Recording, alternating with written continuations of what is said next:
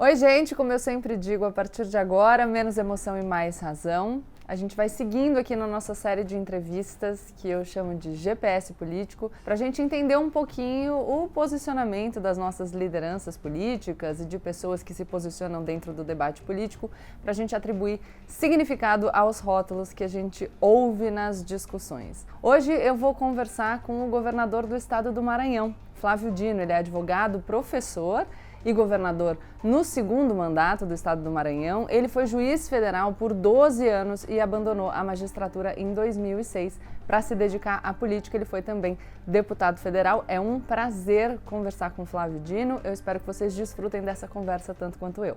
Olá!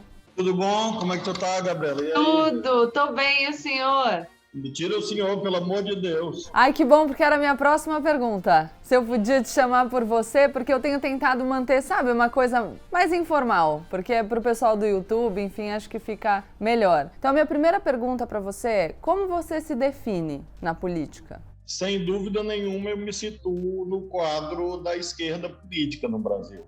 Eu me situo aí nesse conjunto. É um conjunto muito plural, mas eu sou nitidamente posicionado à esquerda na política brasileira e do nosso estado. Ótimo. E aí o que eu quero é justamente complexificar um pouco esse debate, porque eu acho que às vezes a gente fica preso no esquerda e direita, e você já começou a sua resposta com um dado que eu acho muito relevante, que é dizer, mesmo esse campo da esquerda, no qual eu me situo, é um campo muito plural, tem posicionamentos bastante distintos dentro da própria esquerda. Então eu vou compartilhar com você uma régua que a gente formulou em parceria com o Christian Lynch, que estuda ideologias há muito tempo. Onde que eu posso situar a sua bolinha? Entre o social-democrata e a extrema-esquerda, aí no meio, aí. Boa. É uma posição adequada para aquilo que eu considero ser uma posição transformadora. Explica pra gente, então, o que significa, o que está debaixo desse seu posicionamento na régua, se for possível, com 3 pilares fundamentais para descrever essa sua ideologia.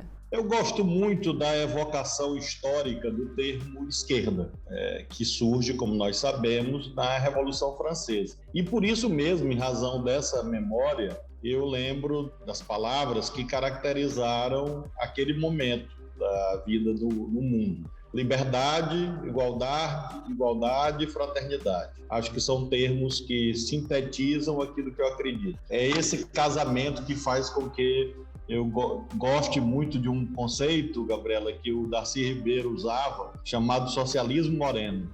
Eu me situo aí, um pouco herdeiro dessas tradições do liberalismo político do século XVIII, enfim, dessas instituições do constitucionalismo, com esse tempero dos trópicos que o Darcy Ribeiro trazia nessa formulação do socialismo moreno. Perfeito. E, governador, eu queria saber o seguinte: o rótulo que você se atribui, a forma como você se coloca nessa régua, coincide com o rótulo que outras pessoas atribuem a você? Eu, Gabriela, tenho uma reclamação, um registro crítico em relação a este olhar externo, que diz respeito à minha crença religiosa. Eu sou católico, apostólico, romano.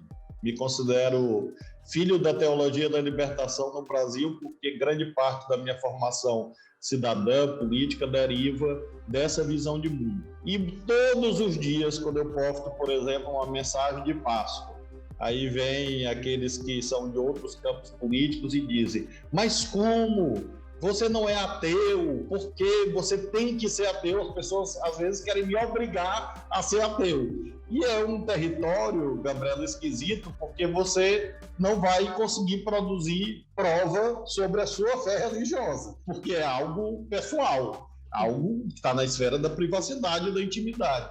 Então, esse aspecto, acho que é elucidativo de uma visão preconceituosa e desrespeitosa. Por eu ser uma pessoa de esquerda, eu não posso ser devoto de São Francisco de Assis, eu não posso homenagear o dia de São José, onde já se viu isso. Então é realmente um disparate que para mim me causa muito, muito incômodo, muita estranheza e muita indignação. Quando a gente fala em justiça social, o que a gente está exatamente querendo dizer e até que ponto a gente vai interferir na propriedade privada? A intervenção na propriedade privada deve ocorrer apenas quando ela não está cumprindo a sua função social. Nós temos parâmetros na Constituição e nas leis para isso. Então, se uma pessoa tem uma casa e essa casa é usada para moradia, é usada para o aluguel e cumpre algum tipo de função urbana, não há nenhuma razão para uma intervenção quanto a isso, a não ser que você vai fazer uma obra pública. Você precisa daquele prédio ou você precisa daquele terreno para fazer uma escola, um hospital, uma estrada. É claro que você vai fazer intervenção em nome da função social. Então, a intervenção deve ocorrer sempre submetida a este critério. Agora, se uma pessoa tem um imóvel abandonado há décadas, por exemplo, numa região tombada, ou apenas por especulação, apenas porque ela é muito rica, bilionária, trilionária, e tem pessoas que não têm onde morar, este imóvel está cumprindo a função social? Claro que não. Então, existe uma lei, que é a Lei 10.257, o Estatuto da Cidade, que prevê que no espaço urbano você tem mecanismos de indução e de coação legítima, para que esse prédio hipotético, essa casa, esse edifício, cumpra a sua função social. É assim que eu vejo. Agora, há muita caricatura em relação a isso, de que socialismo é tomar as coisas dos outros. Não. O socialismo significa dizer que nós queremos que todos tenham propriedade. O que não pode é o direito de propriedade ser para poucos. E é isso que nós buscamos, é que haja uma repartição mais justa dos bens existentes na sociedade. De um lado, alavancando aqueles que não têm nada, e por outro lado, tendo uma atitude de rejeição ética a, por exemplo, o esbanjamento gratuito de dinheiro, de consumo sem sentido. Acho isso obsceno, sinceramente. Acho que isso deveria envergonhar quem pratica esse tipo de coisa.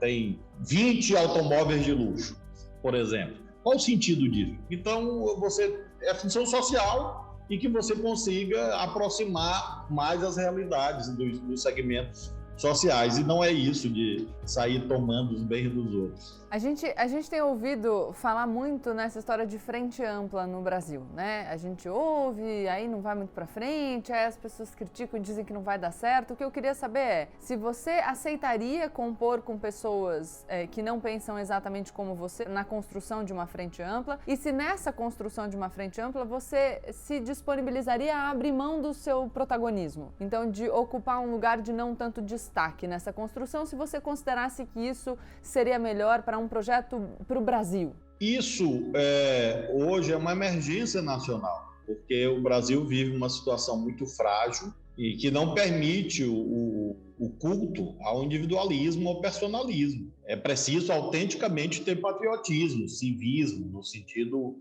mesmo etimológico da palavra, de cívita, cidade, de colocar o coletivo na frente. Aqui nós temos uma experiência grande em relação a isso, porque nós tínhamos aqui um quadro político cristalizado no Maranhão há muitas décadas, e quando eu me elegi governador, é curioso mencionar isso, o PT não me apoiou. O PT apoiou outro candidato, que correspondia ao Grupo Sarney. Quem me apoiou foi o PSDB, e meu vice-governador até hoje é do PSDB. Ele saiu um tempo.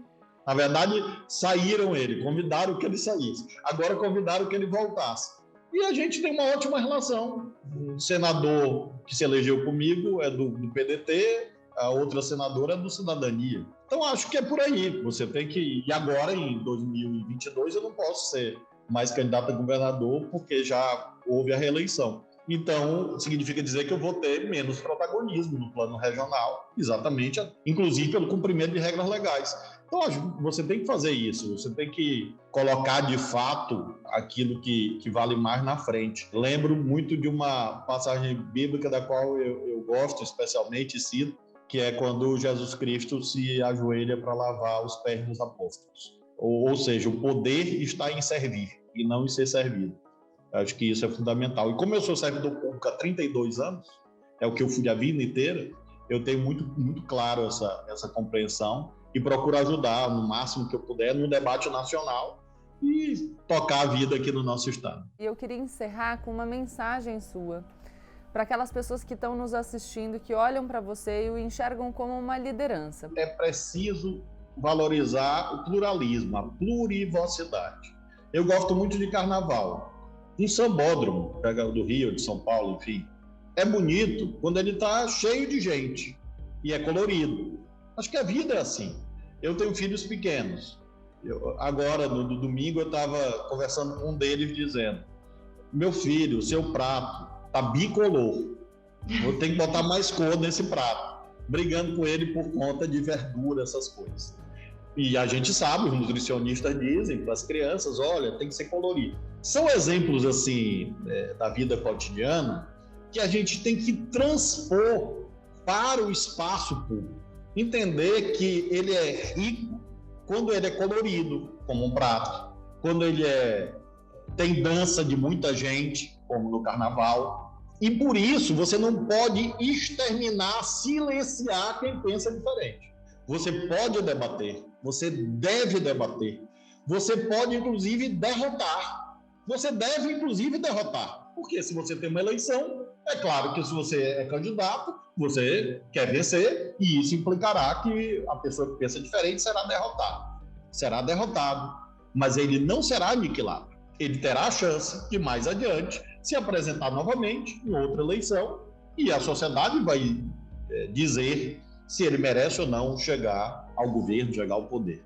Então, a mensagem principal que eu deixo seria esta, de a gente valorizar as diferenças, compreendê-las como, mais do que legítimas, compreendê-las como necessárias para que a nossa vida valha a pena, para que a gente encontre um caminho certo, um caminho justo para o nosso país, mas também para a gente. Eu sou professor. Quantas e quantas vezes um estudante falou de um autor, de um livro que eu não conhecia? Quantas e quantas vezes eu governo um estado, faço audiências com vários segmentos, e eles me trazem propostas que eu jamais imaginaria. Tem uma história aqui, Gabriela, real, e eu alimento minhas redes sociais. E uma vez um cidadão me mandou: governador, essa ponte aqui é muito importante, aqui na ilha de São Luís, aqui na nossa região metropolitana, no município vizinho à capital. E eu li e eu vi que ele tinha razão. E hoje a ponte está lá pronta, chamada Ponte Verde, é o nome que a gente deu à ponte. Olha! Ela é muito bonita. Então, foi exatamente por eu ouvir que eu consegui executar uma obra que eu, nem minha equipe, teríamos entendido. Então, as diferenças, os pontos de vista diferentes são fundamentais para que a gente possa evoluir. Então, eu acho que na hora presente no Brasil, esse teu programa, esse diálogo é muito valioso nesse sentido, para que a gente possa iluminar a nossa caminhada, porque as trevas são densas demais. Trevas da morte, trevas de sofrimento, trevas da fome, trevas do autoritarismo.